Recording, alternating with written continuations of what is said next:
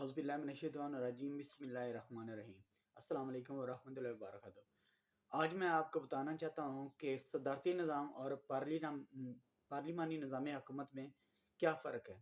ہمارے ملک میں آج کل صدارتی نظام کی بڑی باز گشت چل رہی ہے کہ صدارتی نظام لایا جائے، اور سوشل میڈیا پر خاص کر ٹویٹر پر جو ہے اس کا ٹاپ ٹرینڈ بھی چل رہا ہے۔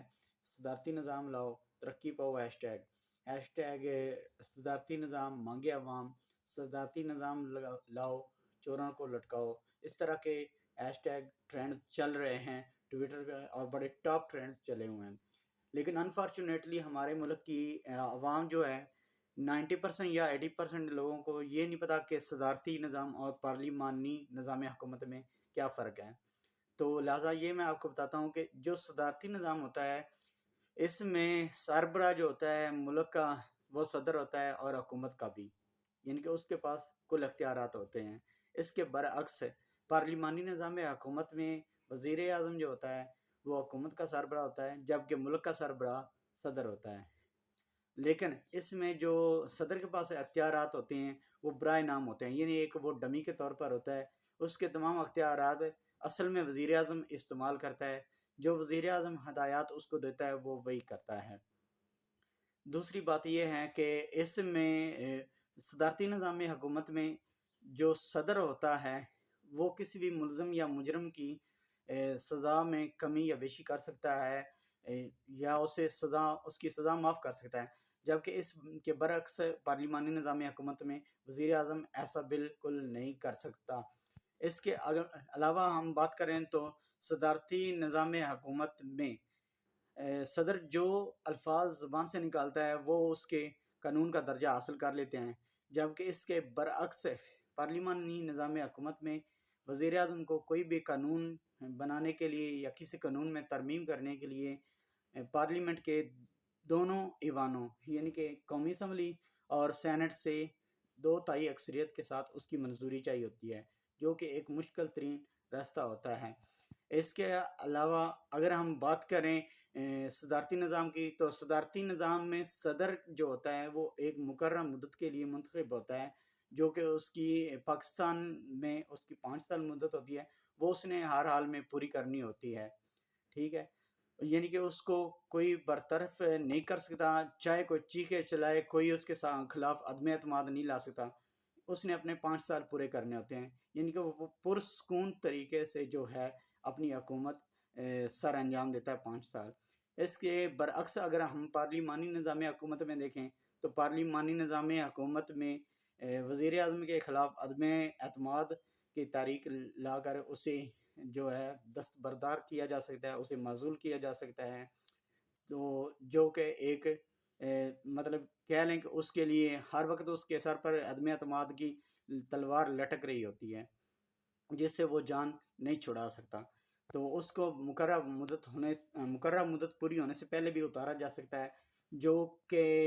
نہ تو اس کے لیے اچھا ہوتا ہے اور نہ ہی ملک کی ترقی کے لیے۔ یعنی کہ ایک وزیر اعظم اس نے کچھ پروجیکٹس شروع کیے ہوئے ہیں ایسے جو ملکی مفادات کے حق میں ہیں، لیکن اگر اس کو اس کی مدت پوری ہونے سے پہلے اتار دیا جائے تو وہ پروجیکٹ بھی ایک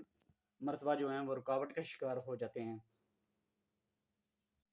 اس کے علاوہ اگر ہم بات کریں تو صدارتی نظام جو ہوتا ہے اس میں صدر صرف عوام کو جواب دہ ہوتا ہے، جبکہ پارلیمانی نظام حکومت میں وزیر اعظم جو ہوتا ہے وہ سینٹ میں اور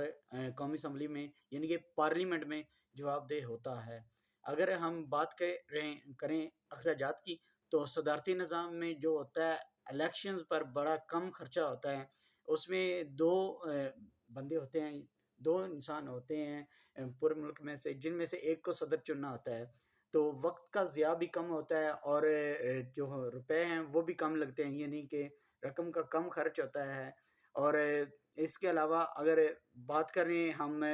پارلیمانی نظام حکومت کی تو اس میں پیسوں کا بھی خرچ زیادہ ہوتا ہے اور وقت کا ضیاع بھی زیادہ ہوتا ہے۔ اگر بات اس سے علاوہ کریں ہم صدارتی نظام میں، اس میں یہ آئے روز قومی اسمبلی کے سینٹ کے اجلاس وغیرہ نہیں اتنے ہوتے اور نہ اتنے اخراجات ہوتے ہیں جو کہ ہمیں اگر قومی اسمبلی کی ہم بات کریں تو ہمیں کروڑوں میں ایک اجلاس اس کا پڑتا ہے، جو کہ عوام کے ٹیکس کا پیسہ ہوتا ہے اور ضائع ہو رہتا ہے۔ صدارتی نظام میں یہ چیز نہیں ہوتی، جبکہ پارلیمانی نظام حکومت میں یہ چیز ہوتی ہے۔ اس کے علاوہ اگر بات کریں صدارتی نظام کی، تو صدارتی نظام حکومت میں جو ہے وہ وزراء کی عیاشیاں نہیں ہوتی، وزراء کے خرچے نہیں ہوتے، اس طرح بھی پیسہ بچتا ہے۔ جبکہ پارلیمانی نظام حکومت میں بہت سے وزراء ہوتے ہیں، ان کے پھر اخراجات ہوتے ہیں جو کہ بے شمار پیسہ ان پر لگتا ہے اور قوم کا پیسہ ضائع ہوتا ہے۔ جبکہ صدارتی نظام میں اسی پیسے کو بچا کر قوم کی جو ہے وہ قوم قوم کے لوگوں پر پیسہ لگایا جا سکتا ہے۔ صدارتی نظام حکومت اور پارلیمانی نظام حکومت میں یہ بھی فرق ہوتا ہے کہ صدارتی نظام میں جو صدر ہوتا ہے وہ آزادانہ طور پر کام کر رہا ہوتا ہے، یعنی کہ جو کام وہ کر رہا ہوتا ہے وہ آزادانہ طور پر کر رہا ہوتا ہے اور اس کو کسی کا دباؤ نہیں ہوتا، نہ ہی اس کو کسی کے مشوروں کی ضرورت ہوتی ہے، نہ کسی کے آرڈرز کی ضرورت ہوتی ہے۔ جبکہ پارلیمانی نظام حکومت میں جو وزیر اعظم ہوتا ہے وہ ایک قسم کا مفلوج انسان ہوتا ہے، یعنی کہ اس کے ہاتھ پاؤں بندھے ہوتے ہیں، بس وہ برائے نام وزیر اعظم ہوتا ہے۔ اس کی وجہ یہ ہے، مفلوج کا لفظ میں اس لیے استعمال کر رہا ہوں کہ کبھی تو اس کے اتحادی ناراض ہو رہے ہوتے ہیں، کبھی اپنی ہی گورنمنٹ کے جو بندے ہیں یا وزراء ہیں یا MPs MNAs ہیں وہ کسی وجہ سے ناراض ہو رہے ہوتے ہیں، یعنی کہ ایک تعطل کے ساتھ اسے ایک مستقل مزاجی کے ساتھ اسے کام نہیں کرنے دیا جا رہا ہوتا۔ اگر اوورآل ہم دیکھیں تو جو صدارتی نظام ہے، جتنے بھی ترقی یافتہ ممالک ہیں، یعنی کہ رشیا، چائنا، امریکہ، جتنے بھی ہیں ملک،